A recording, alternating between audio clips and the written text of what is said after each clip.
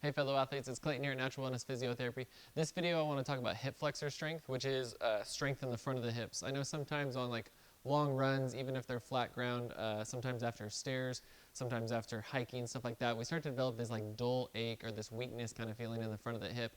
And I want to give you an exercise to help address that directly and kind of strengthen up the front side. There's two main muscles that help lift the knee upwards. From 0 to like 90 degrees of lift, we're using primarily the front of this quad muscle here. But a lot of the times where people get into trouble and they usually have a lot of weakness is the deep psoas muscle, and that's what helps you get from 90 degrees and up. And I know running in Kansas, we usually don't run with our knees all the way up here, but when we're starting to do incline work, we start to do runs outside of Kansas, or we start to do stairs, that's where this starts to come into play. So what you're gonna do is you're gonna find a barbell about this height, maybe about waist height, countertop. I like this exercise because you can do it about anywhere as long as you can have your hands on something, even if you wanted to just hands up on a wall or something like that.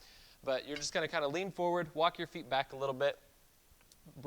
I'll show you on my left leg, you're gonna bring this knee up, toe up, up nice and high, hold for a count, and then back down.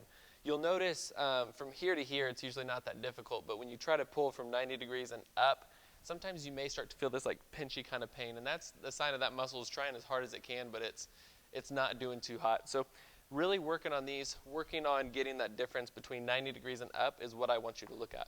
If you want to try to progress this, one thing you can do is you can wrap a band around the ball of your feet, set up the exact same way, knee up, toe up, pulling up, hold for a second, and then back down. My favorite time to do these is right before a run because it kind of activates this front musculature.